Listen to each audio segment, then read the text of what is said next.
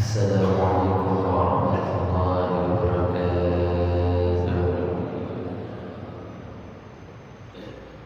Al-Fatihah. La ilaha illallah darajatullah wa habibina wa syafi'ina wa maulana Muhammadin sallallahu alaihi wasallam. Thumma ila arwahina ridwani min al-anbiya'i wal mursalin wa ali kullin minhum as-sahabatu wal qurra'ati wa tabi'ina lahum bi ihsanin ila yaumil din. Thumma ila arwahina أئمة المجتهدين والعلماء العاملين والمفسرين والمحدثين والفقهاء العاملين سيدنا شيخنا وربنا وقلوبنا المغفور لجميع سيدنا الشيخ الدين ورعايا الرجال المستجدين والمغفور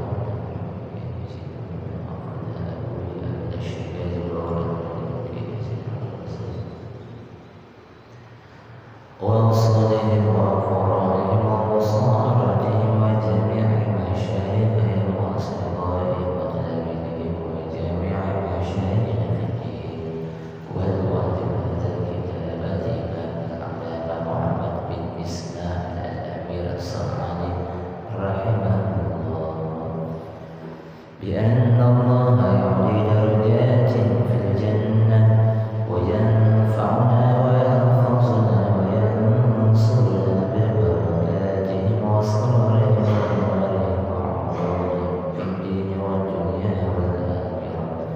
ثم إلى أرواح آبائنا وأمهاتنا وأجدادنا وجداتنا وأخوالنا وأخواتنا ومرضاتنا وجيراننا ومن ظلمنا وأحسننا إليه ولجميع المسلمين والمسلمات والمؤمنين والمؤمنات بأن الله يتغشاهم بالرحمة والمغفرة ويسكنهم الجنة رحمة الله ورضوانه عليهم أجمعين آمين. الفاتحة. أعوذ بالله من الشيطان الرجيم. بسم الله الرحمن الرحيم. الحمد لله رب العالمين الرحمن الرحيم مالك يوم الدين إياك نعبد وإياك نستعين اهدنا الصراط المستقيم صراط الذين أنعمت عليهم غير المغضوب عليهم ولا الضالين. آمين. يا رب بالمصطفى بلغ مقاصدنا واغفر لنا ما مضى يا واسع الكرم. يا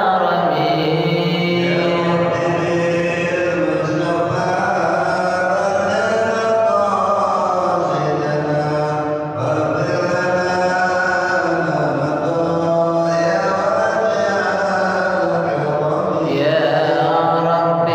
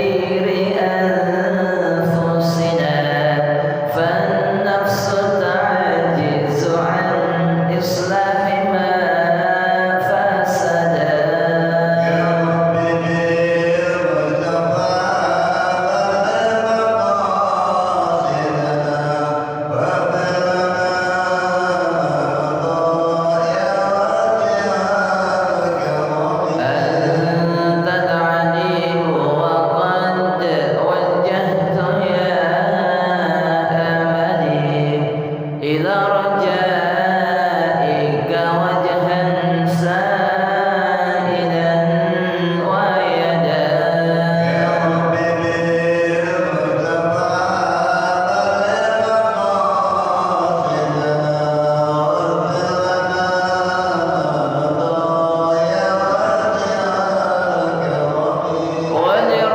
وللرجاء ثواب أنت تعلمه فاجعل ثوابي دوام الستر لي أبدا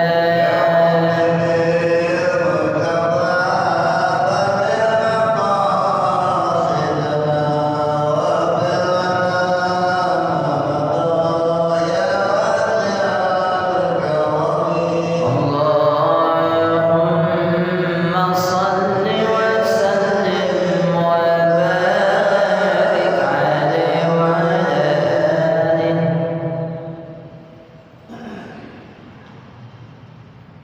بسم الله الرحمن الرحيم. الحمد لله الذي فضل بني آدم بالعلم والعمل على جميع العالم. أشهد أن لا إله إلا الله وحده لا شريك له وأشهد أن سيدنا محمدا عبده ورسوله لا نبي بعده. اللهم صل وسلم وبارك على سيدنا ونبينا وحبيبنا وشفيعنا ومولانا محمد صلى الله عليه وسلم وعلى آله وأصحابه أجمعين.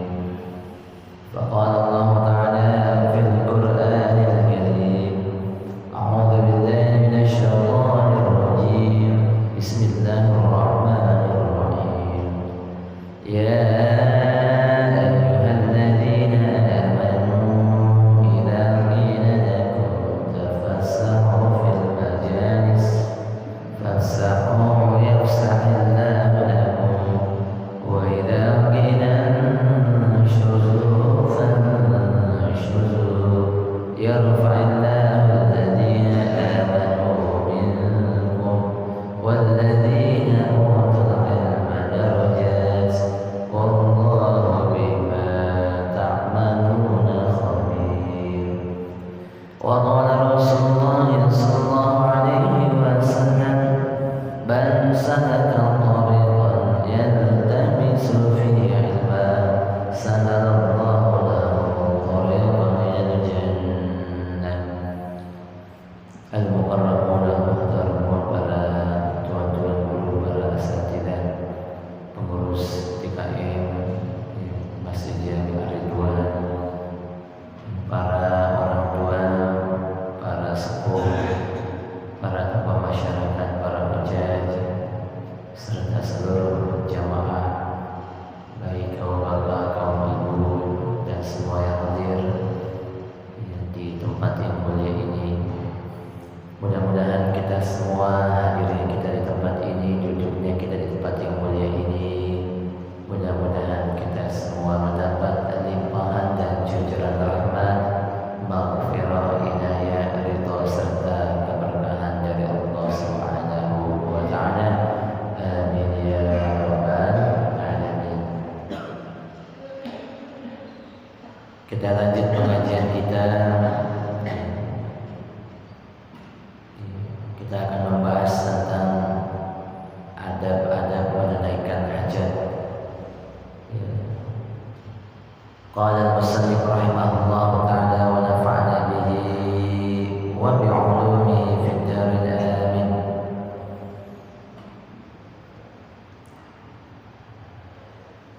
Wa 'an Salman radhiyallahu anhu qala, dan dari Salman semoga meridai oleh Allah daripadanya berkata ia: laqad nahana Rasulullah sallallahu alaihi wasallam, demi sungguh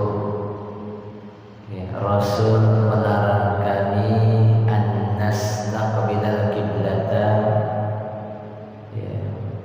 bahwa menghadap kiblat bighaitin aw baulin, baik itu saat buang air kecil maupun buang air besar, baik itu pipis maupun BAB. Aw nastanjiya bil yamin, atau beristinja dengan menggunakan tangan kanan. Aw nastanjiya bi aqalli min thalathi ahjarin, atau beristinja dengan batu yang jumlahnya kurang dari 3. Aw nastanjiya bi raji'in aw azmin, atau beristinja dengan kotoran hewan atau dengan tulang. Walis sab'ati, dan bagi imam yang 7, Imam Ahmad, Imam Bukhari, Imam Muslim, Imam Abu Dawud, Imam At-Tirmidzi, Imam An-Nisa'i, dan Imam Ibnu Majah, an Abi Ayyub Al-Ansari radhiyallahu anhu, semoga meridai Allah daripadanya. Wala tastaqbilul kiblata, dan janganlah engkau menghadap kiblat. Wala tastadbiruha, dan janganlah engkau membelakangi kiblat bighaitin aw baulin, baik itu saat BAB maupun pipis, saat buang hajat besar maupun buang hajat kecil. Walakin syarraku aw gharrabu, akan tetapi menghadaplah engkau ke arah timur atau menghadaplah engkau ke arah barat. Wa an Aisyah radhiyallahu anha, dan dari Sayyidah Aisyah, semoga meridai oleh Allah daripadanya, qalat, berkata ia, Inna Nabiyya sallallahu alaihi wasallam, sesungguhnya Nabi kita Nabi Muhammad sallallahu alaihi wasallam, qala, bersabda ia,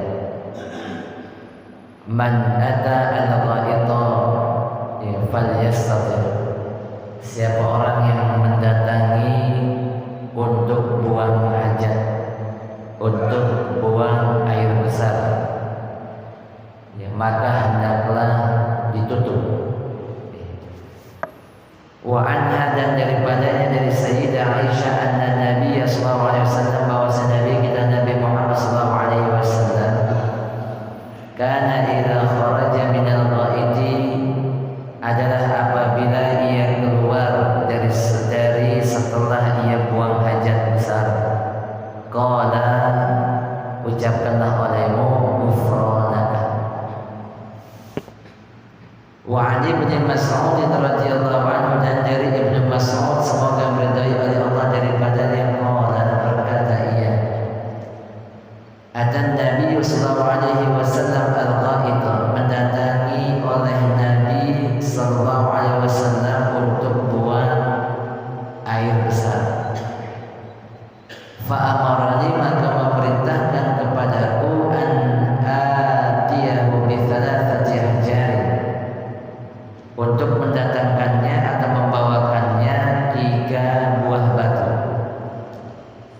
Fawajadtu hajaraini, maka mendapati oleh aku akan 2 batu, walam yajid thalithan, tetapi aku tidak menemukan batu yang ketiga.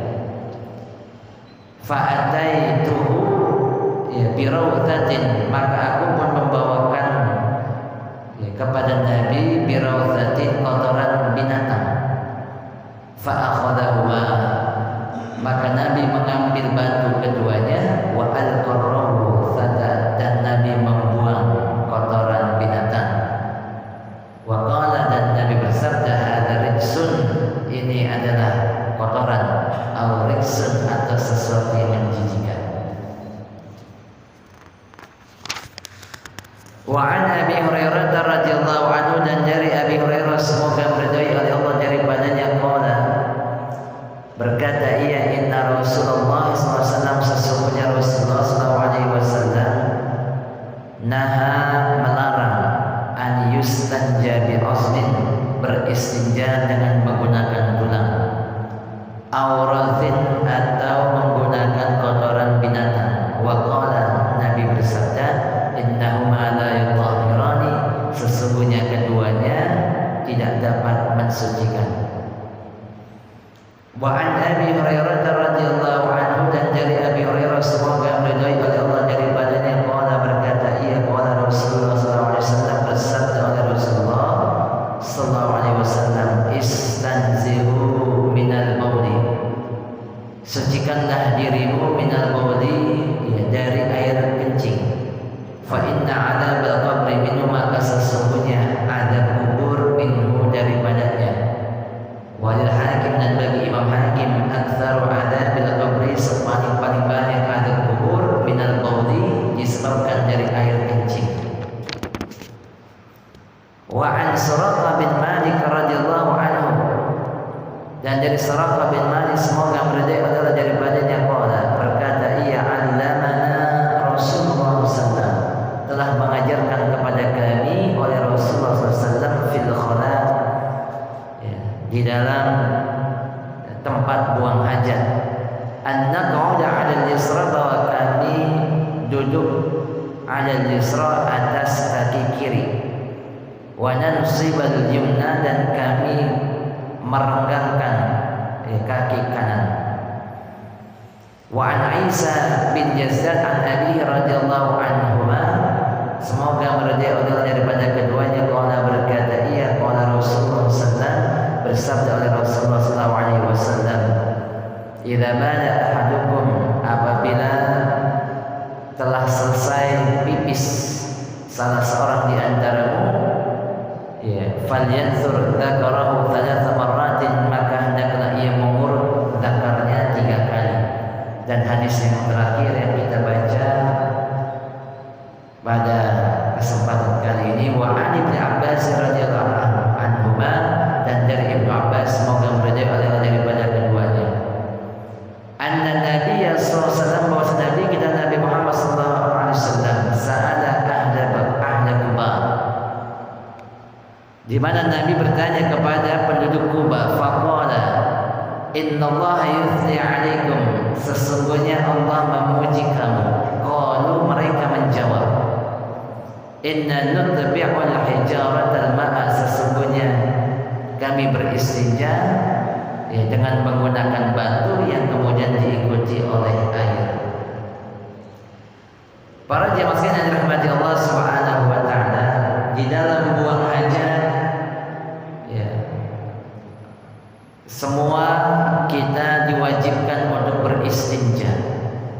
Apa itu istinja? Membersihkan diri, ya, dari atau setelah kita buang air kecil, pipis, atau setelah kita buang air besar atau BAB. Jadi habis pipis kudu dibersihkan, habis BAB kudu dibersihkan. Tidak seperti binatang. Kalau binatang, ya, habis pipis dia tinggal, ya, habis BAB dia tinggal. Bahasa katanya, ya, istinja itu setelah kita pipis, setelah kita BAB, kita kudu cebok. Kudu apa? Kudu cebok. Apa hukum istinja? Apa hukum cebok? Hukumnya wajib. Bagaimana cara beristinja? Cara beristinja yang paling utama adalah dengan menggunakan batu dan juga air. Jadi dipadukan batu dan air. Makanya orang-orang dulu, ya, barangkali sekarang pun masih ada, cuma udah langka. Ya, saya hampir, ya, sering menemukan, ya, kalau numpang ke kamar mandi, ya, satu yang hampir selalu ada di kamar mandi itu batu. Jadi orang dulu itu sering nyimpan batu di kamar mandi. Nah, buat apa batu itu disimpan di kamar mandi? Ya, kalau bahasa kitanya buat gebekan. Buat apa? Jadi kalau mandi digebek pakai apa tuh? Ya, pakai batu. Ya, kalau sekarang udah jarang, ya, orang mandi ya sudah pakai sabun. Sehingga orang dulu, ya, mereka sehat-sehat, hampir tidak ada punya persoalan masalah kulit.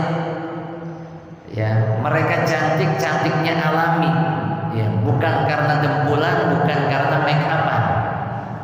Ya, kalau sekarang cantik, ya bisa jadi sebab di make up, bisa jadi sebab didempul. Ya, padahal kalau kita pakai cara orang dulu, ketika mandi pakailah batu.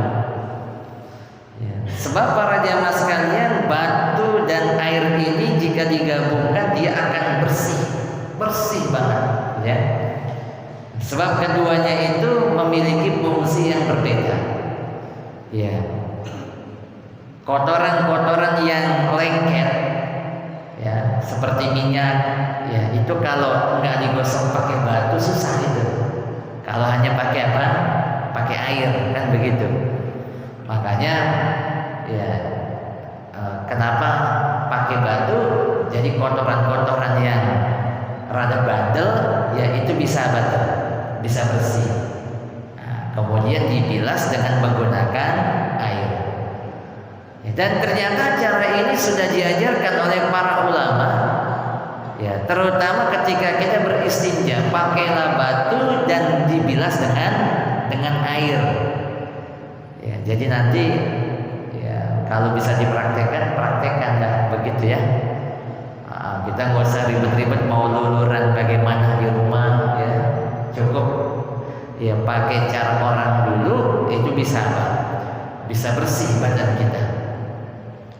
Ya, guru saya pakai batu kalau putih-putih, ya, kalau putih mah hitam udah bawaan. Ya, justru kita bersyukur. Jadi kulit kita ini seperti ini karena memang cocok di Indonesia. Ini cocok begini udah kulit kita ini. Ya, kulit kita sawo matang, masih alhamdulillah sawo matang. Asal jangan sawo busuk ya. Kalau sawo matang masih apa? Alhamdulillah ya. Kemudian yang kedua, ya, cara beristinja yang kedua, ya, adalah dengan menggunakan air. Ya, baru yang ketiga dengan menggunakan batu. Bagaimana jika ada keduanya nih? Air ada, batu ada. Ya, cuma kita diharuskan memilih. Mungkin sebab waktu, ya, kita lagi buru-buru. Ya, nah, itu kalau pilih apa? Maka fal ma'u afdalu, air lebih utama. Nah, jika kita beristinja dengan menggunakan batu, maka ada syarat-syarat yang harus dipenuhi.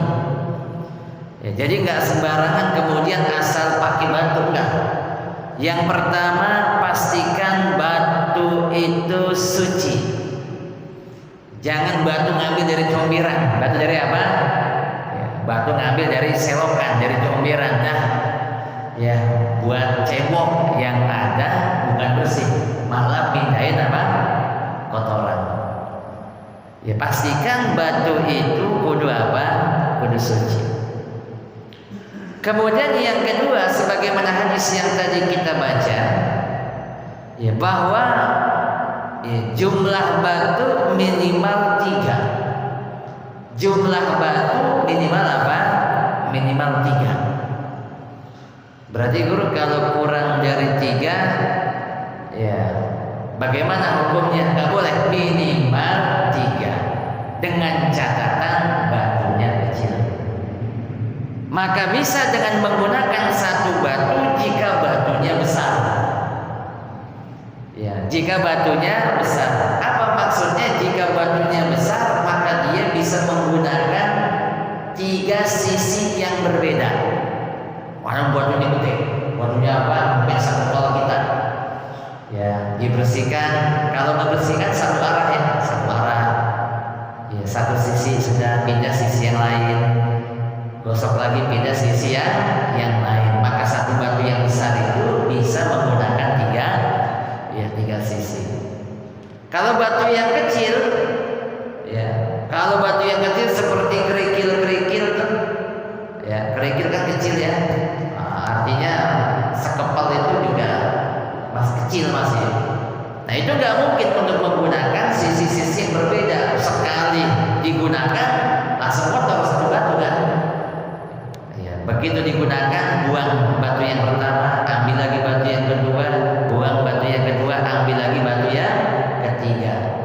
Bagaimana guru kalau jumlahnya lebih dari 3? Nggak apa-apa. Ya, kurang puas barangkali kita mau menggunakan batu 200 gitu kan. 200. Ya. Atau barangkali kita ingin menggunakan batu yang besar. Tapi juga jangan kelebihan juga, mentang-mentang besar batu yang dipakai buat ngecor di kali, gede banget itu kan. Nah, itu repot juga itu. Nah, sekarang yang jadi pertanyaan adalah bagaimana jika air tidak ada, ya, umpamanya kemarau panjang, kemarau apa? Kemarau panjang. Kemudian batu pun juga nggak ada, batu pun juga tidak ada. Maka Al-Imam An-Nawawi mengkiaskan benda-benda kepada batu. Jadi boleh menggunakan benda-benda selain batu dikiaskan kepada batu dengan memenuhi 4 syarat. Ada 4 syarat. Yang pertama, pastikan benda pengganti batu itu dia kudu suci. Sama seperti batu yang digunakan, kudu apa? Ya, kudu suci. Kemudian yang kedua, benda tersebut adalah benda padat, jamidun, bukan benda cair. Saya pengen buang hajat, pengen ceboknya pakai cuka gitu ya. Kan kalau cuka mah benda cair, nggak bisa dikiaskan dengan apa? Iya, dengan batu.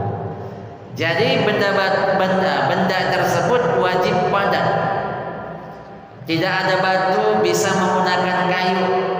Ya, di hutan umpamanya nyari batu nggak ada, sekali juga ada di gunung gede banget kan, udah gitu nempel, kan kagak mungkin, kita gali dulu. Ya. Atau ketika kita di tempat-tempat perbelanjaan yang kadang-kadang ketika kita masuk, ini kagak ada sempretannya, ini kagak ada apa? Nggak ada sempretannya. Disediakan tisu. Disediakan apa? Ya, tisu. Boleh nggak pakai tisu? Boleh, karena tisu itu benda padat, bukan benda cair seperti air tadi ya. Ya, saya 2 minggu yang lalu, ya 2 minggu yang lalu, persis 2 minggu yang lalu itu berangkat ke Jogja naik kereta. Berangkat sendiri mau nyobain naik kereta Sultan. Ya, itu harga tiketnya itu bisa dapat 3 kali bolak-balik Jakarta Jogja, Jogja Jakarta, Jakarta Jogja. Ini cuma sekali naik. Kata saya mahal apa ini? Kali-kali nyobain gitu ya. Itu kemudian saya nyobain ke toilet ya. Begitu sampai toilet saya lihat tombolnya banyak banget ini. Banyak banget, macam-macam model semprotannya. Tapi begitu saya pencet, alhamdulillah kagak ada yang nyembur, kagak ada yang apa. Kata sih tombol yang banyak ini kagak ada nyembur pisan ini, ujung-ujungnya ngambil dari air keran juga. Artinya bisa jadi para jamaah sekalian ketika kita masuk ya ke toilet yang model sekarang banyak tombolnya dan bisa jadi masalah kagak keluar apa? Nggak keluar air, maka saat itu gunakan apa? Tisu. Bisa nggak menggunakan tisu? Bisa, karena tisu dikiaskan kepada batu, sama-sama benda padat, dan tisu yang kita gunakan adalah wajib suci. Kemudian yang ketiga adalah benda tersebut dipastikan bisa menghilangkan najis. Jadi pastikan benda itu bisa menghilangkan najis. Emang ada benda padat yang tidak menghilangkan najis? Ada, contohnya kaca. Ya, kita nemu serpihan kaca, itu kan bingung, kita mau pakai ujungnya, bisa bondas mata kita, kan begitu. Kita mau bagian yang datarnya licin, kan ya? Ya. Atau barangkali kita ngambil kayu, bambu, tapi bambunya licin. Kan ada yang licin tuh. Nah, itu kalau licin begitu kita gunakan buat cebok, dia licin. Dia apa? Kotorannya kagak ngikut. Kotorannya kagak apa? Kagak ngikut. Nah, ini berarti benda tersebut tidak bisa digunakan untuk apa? Ya, untuk bersuci atau untuk beristinja pengganti batu. Dan syarat yang keempat adalah pastikan benda tersebut bukan benda yang dihormati. Ya, umpamanya ada orang ya suka koleksi batu cincin banyak. Ya.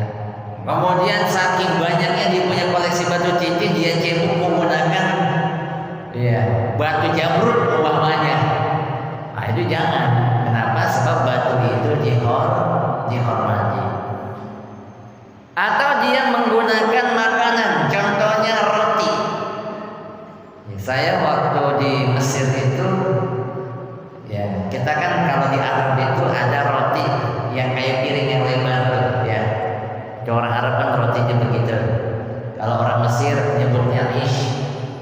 Ada ish baladi, ada ish syami. Secara tekstur lebih bagus ish syami, lebih lembut dan dia lebih kuat dan tahan lama. Tetapi justru orang-orang Mesir itu sendiri lebih senang dengan ish baladi. Ya, tapi memang dia punya kekurangan. Kekurangannya tidak kuat lama, teksturnya sedikit kasar. Tapi entah mengapa enak begitu. Dan itu hampir di setiap tempat itu ada, mereka punya ya toko-toko roti itu. Mereka punya opennya roti itu. Nah, biasanya pagi kita beli. Begitu kita pagi kita beli masih hangat, masih apa? Hangat, dan itu enak luar biasa. Tapi roti itu isbaladi itu dia nggak kuat tahan lama, nggak kuat. Jadi begitu hari ini kita beli, ya umpamanya hari Ahad pagi kita beli, insya Allah Senin pagi besok udah keras kayak batu. Saking kerasnya kalau kita bawa mobil ke puncak, mobil kita mogok, ya puncak, maka roti tadi isbaladi kuat tuh buat ganjel mobil, saking kerasnya. Buat ganjel pintu juga apa? Bisa. Sehingga yang begini kalau sama orang Mesir dibuang udah. Tapi orang Indonesia, ya, apapun itu bisa dilakukan, termasuk roti yang keras begitu yang sama orang Mesir dibuang, sama orang Indonesia nggak dibuang. Tahu diapain? Roti tersebut dipotong-potong, digoreng jadi kerupuk. Jadi apa? Jadi kerupuk. Orang Arab mereka itu kenapa badannya besar, badannya keker, badannya kuat? Salah satunya mereka makan daging. Ya, mereka makan daging. Kenapa sepak bola mereka kuat 90 menit? Ya, kalau kita satu babak kuat, pas babak kedua udah mulai loyo. Ya, salah satunya ya asupan makanannya berbeda. Mereka pemain timnasnya, pemain sepak bola makan daging ayam, kita tempe, terong, tahu, kan gitu, lemes ya. Nah itu sama orang Arab, mereka makan itu dagingnya.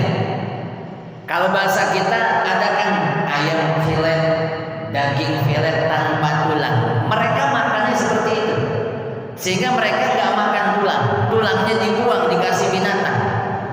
Sama orang kita daripada dikasih binatang mendingan buat kita. Jadi kita itu sering datang ke tempat-tempat ya apa tuh yang jual ayam. Nah, jadi kalau di kita kan ayam itu banyak yang sudah dijual dalam kondisi yang sudah dipotong, tinggal bawa. Ya sudah dipotong, bulunya sudah dirapihin, paling nyampe situ tinggal ini mau dipotong berapa? Dipotong 4, 6, 8, 12 kan begitu. Kalau di sana nggak ada, semua ya ayam itu masih dalam kondisi hidup. Jadi kita beli ditimbang sama bulu-bulu. Jadi kita pun juga ada, tapi jarang, ya. Karena orang pengennya praktis saja, beli langsung bawa, beli langsung bawa. Kalau di sana enggak, bulu-bulunya perlu ditimbang. Begitu kemudian kita beli ayam, maka kita nggak dikasih tulangnya. Dan itu kebiasaan orang Arab begitu. Nah, sama orang kita karena kita tahu orang Arab itu sering ngebuang tulang, sama kita bilang sama orang Arab, kalau jangan dibuang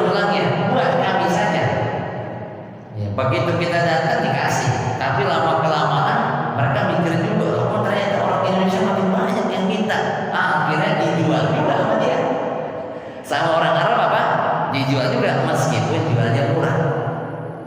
Nah, itu disebutnya hayakil. Jadi kalau kita masuk kita bilang aja hayakil, saya kepengen tengkorak ayam, dikasih tengkorak ayam. Ya, tengkorak ayam itu masih ada sisa-sisa daging yang nempel. Ya, sayap umpamanya leher masih ada, masih ada. Buat kita lumayan, dicampur, dibikin sop, dibikin apa? Jadilah sop ayam. Jadilah apa? Sop ayam. Ya, begitulah mahasiswa di sana. Ya, meskipun nggak semua begitu, tapi banyak yang begitu. Di antaranya saya juga dulu begitu, gitu. Artinya para jamaah sekalian, ya, roti tadi contohnya, ya, roti kalau dia sudah lama maka roti itu akan mengeras. Kalau roti itu mengeras, maka bisa jadi dia seperti batu. Ya. Dan secara kasat mata dia bisa untuk membersihkan kotoran. Kenapa? Keras. Tapi karena benda ini, makanan ini dimuliakan, maka nggak boleh menggunakan apa? Makanan. Kenapa? Karena ini makanan dimuliakan. Asy-Syaikh An-Nawawi mengatakan, jika kita menggunakan air, jadi kita cebok menggunakan air. Umpamanya kita BAB, ya, kalau pipis belum tentu BAB. Kalau BAB, ya umumnya bareng tuh, entah pipis dulu atau BAB dulu kan gitu ya. Jadi kalau BAB ya pipis juga. Ketika kita buang air, kemudian ceboknya menggunakan air, maka dahulukan kubul baru dubur. Kalau pakai air, ya. Kalau pakai batu dahulukan dubur baru kubul. Ya. Bersihin pantat dulu baru bersihkan tempat pipis. Itu kalau menggunakan apa? Menggunakan ya batu, itu adabnya. Tapi mana-mana mau dikerjakan lebih dulu nggak jadi masalah. Yang penting ya cebok. Yang penting apa? Cebok. Sekarang yang berikutnya, bagaimana adab-adab dalam buang hajat. Satu, yang pertama, makruh menghadap kiblat. Tadi hadis yang kita baca, Nabi melarang, ya, hukumnya makruh, larangannya tidak sampai haram tapi makruh. Ya, ketika orang beristinja buang hajat menghadap kiblat. Dan Nabi mengarahkan agar engkau buang hajatnya menghadap ke arah timur atau menghadap ke arah barat. Nah, kalau hadis ini kemudian dicocokkan di Indonesia, maka seolah-olah ada yang bertentangan. Lah, Nabi gimana sih? Ya, kan Nabi bilang jangan menghadap kiblat, tapi kok malah nyuruhnya menghadap barat dan menghadap timur. Nah, kita kalau menghadap barat, bukankah kita menghadap kiblat? Maka perhatikanlah, ya, Nabi tinggalnya di Madinah. Tinggal di Madinah. Kalau di peta, Madinah itu ada di atas.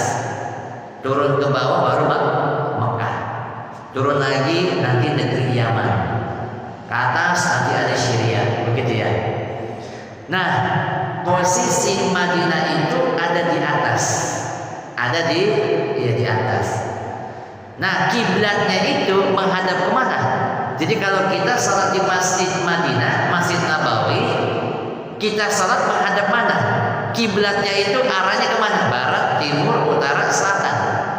Kalau melihat peta, maka menghadap selatan. Menghadap apa? Selatan. Jadi posisi Masjid Nabawi ketika sholat kiblatnya menghadap selatan. Kenapa? Karena Ka'bahnya ada di arah selatan dari Masjid Nabawi. Sehingga ketika Nabi mengatakan, ya, jangan menghadap kiblat, ya, karena kiblatnya arahnya selatan, berarti kebalikannya selatan adalah utara. Artinya jangan menghadap selatan, jangan menghadap utara. Berarti yang boleh adalah menghadap barat atau menghadap timur. Buat kita, karena posisi kita kiblat itu ada di barat, kebalikannya jangan menghadap barat, jangan menghadap timur. Berarti menghadap kemana?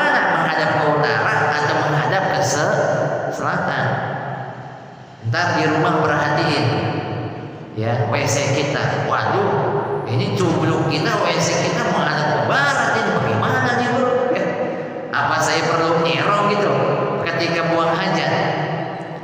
Nanti kalau ada rezeki, ya ada rezeki direnovasi, renovasi, ubah posisinya. Ya. Nah, jika ada yang berencana bangun rumah, maka satu yang usahakan itu jangan terlewat adalah posisi kloset. Bilang sama tukang, ya. Kalau tukangnya muslim mereka ngerti. Kalau tukangnya muslim, ya. Tapi kalau tukangnya kagak ngerti, dikhawatirkan diarahkan menghadap mana? Dia menghadap barat atau menghadap kiblat. Jangan menghadap barat atau kiblat, jangan membelakanginya. Menghadap utara atau menghadap selatan, gitu ya. Kemudian yang berikutnya, ketika di tempat buang hajat itu, ya, buatlah tempat yang tertutup. Kalaupun umpamanya di padang pasir kita buang hajat di tempat terbuka, nyari pemenang kagak ada, gitu ya, nyari tempat untuk apa? Buang hajat tidak ada. Maka gimana? Cari yang jauh, yang sekiranya tidak terlihat mata. Nah, kalau di kita ya berarti dibuatkan tempat. Ya, itulah yang dinamakan ya WC, kan begitu ya. Nanti perhatikan juga begini, posisi keran air. Coba di rumah perhatikan posisi keran air di kloset. Di tempat kita, di WC kita, posisi keran airnya di mana? Ya. Sebaiknya posisi keran air ada di sebelah kanan. Jadi jika ini ya kita buang hajat di sebelah kanannya, ini apa? Ya, berarti kalau bapak sebelah sini, ya di bapak ini berarti sebelah kanannya di sini. Kalau saya sebelah kanannya di sini, kan begitu. Kenapa kok ember itu, keran air itu ada di sebelah kanan? Sebab kita ngambil airnya menggunakan tangan apa? Tangan kanan. Kita cebok menggunakan tangan apa? Tangan kiri. Sebagaimana tadi Nabi melarang kita untuk menggunakan tangan kanan. Yang baik-baik pakai tangan kanan. Salaman tangan kanan, makan tangan kanan, minum tangan ya kanan, memberikan sesuatu kepada orang tangan kanan. Tapi urusan yang kebersihan maka gunakanlah tangan kiri. Bab kebersihan gunakanlah tangan apa? Tangan kiri. Kalau posisi keran yang ada di sebelah kiri, ember yang ada di sebelah kiri, ribet apa kagak ngambil air? Ribet kan? Nah, itu akan menyulitkan kita. Makanya posisi kerannya ada di sebelah kanan. Terperhatikan di rumah. Ya meskipun ini nggak jadi keharusan, tapi ketika kerannya ada di sebelah kanan, dia memudahkan. Kemudian juga jangan buang hajat di atas air yang tenang. Sebab bisa jadi air yang tenang itu sudah punya orang. Ya, orang-orang dulu, terutama orang-orang yang di bawah itu, ya, Muara Gembong, orang-orang Muara, Tanjung macam-macam. Mereka dulunya itu, ya, hampir setiap rumah punya tempat penyimpanan air. Jadi mereka bikin kolam terbuka besar. Pernah saya tanya, untuk apa kolam ini? Buat nampung air hujan. Dan sekarang pun juga masih ada. Sebab kenapa? Sebab air sumur mereka asin. Ya itu nggak bisa itu buat masak, nggak enak, gitu kan? Ya paling hanya bisa buat nyiram pohon, ya paling buat nyiram kendaraan pun juga bisa kurang bagus karena airnya asin. Makanya mereka nyimpen air apa? Air hujan. Karena air hujan itu sifatnya tawar, ya. Bisa jadi mungkin ketika air tersebut dipipisin ternyata sudah milik orang lain. Kata yang punya, ya ini saya emang sengaja nyimpen air, datang dipipisin. Datang apa? Dipipisin. Jangan juga buang hajat ya di pohon, di bawah pohon, terutama pohon yang berbuah. Ya, baik itu lagi musim berbuah ataupun enggak. Pokoknya kalau ini pohon, terutama pohon yang berbuah, jangan. Jangan juga di jalanan, jangan juga di tempat teduh. Ya. Jangan juga di tempat yang berlubang. Wah, ada lubang ini kita pipisin dah. Kagak taunya ada kepiting di situ. Apa dia? Ya. Ada kepiting kurang ajar ini. Ya. mana pipis sembuh jengkol lagi gitu kan. Bisa jadi di lubang itu ada kehidupan, ada hewan. Mereka punya hak untuk apa? Untuk hidup, tiba-tiba dipipisin sama apa? Sama manusia. Jangan. Kemudian yang berikutnya juga makruh berbicara kecuali dalam darurat.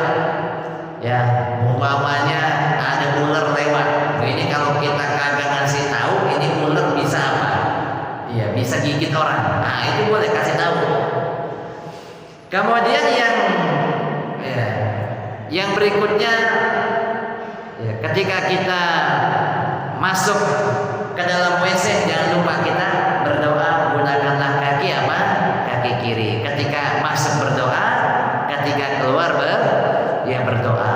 Begitulah para jamaah sekalian, adab-adab buang hajat.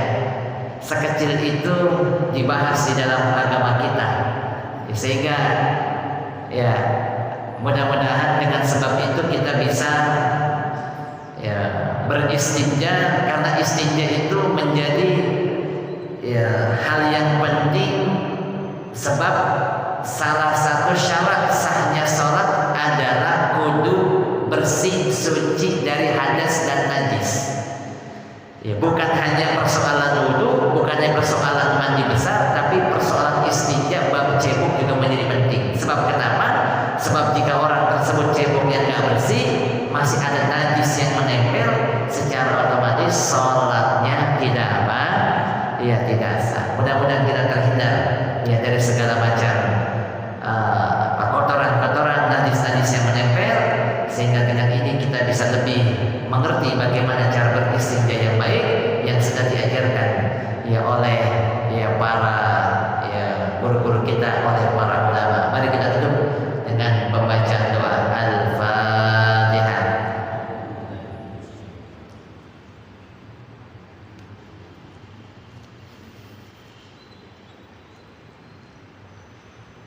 Ilahi kalimatul karim, Allahumma shalli wa sallim ala sayyidina Muhammad fil awwalin wal akhirin wa sallim wa radhiyallahu tabaraka wa ta'ala sadatina ashabis rasulillah wa bismillahirrahmanirrahim alhamdulillahi rabbil alamin Allahumma shalli ala sayyidina Muhammad wa ala ali sayyidina Muhammad Allahumma ij'alna wa auladana wa dhurriyyatana wa talamidana wa jama'atana min ahli al-khair wa la taj'alna wa iyyahum min ahli asy-syarri wad dhair Allahumma inna nas'aluka ilman nafi'an Allahumma inna na'udzu bika min ilmin la yanfa' Allahumma jam'ana hadha jam'an marhuma wa tabarrakna min ba'dihi tafarruqan ma'suman wa